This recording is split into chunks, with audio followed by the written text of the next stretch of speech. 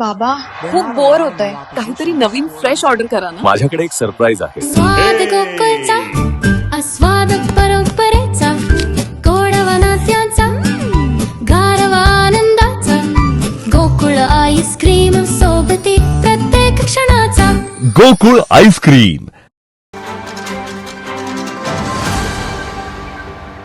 आज आपल्या शासनानं अचानक पाणीबंदी टाकली होती.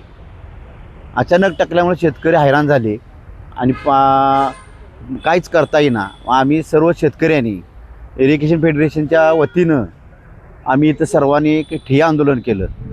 सर्व कमीत कमी हजारो शेतकरी आज या आंदोलनात सहभागी झाले आणि 4 दिवस आपण हे संघर्ष करत होतो.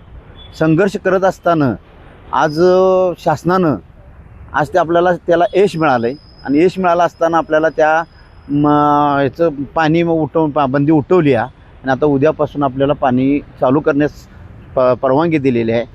3 दिवस आम्हाला शिथिल करून पाणी शेतकऱ्यांचं समाधान झालं आहे आणि याच्यामध्ये आम्ही शासनाचं माननीय चंद्रदीप नरके साहेब, उल्हास पाटील साहेब यांनी बरंचसं यात सहकार्य केले, यांनी कष्ट घेतलं आणि त्यांना त्यांच्या लढ्याला यश आलं आणि आता आम्ही बऱ्यापैकी सगळे शेतकरी समाधानी आहे.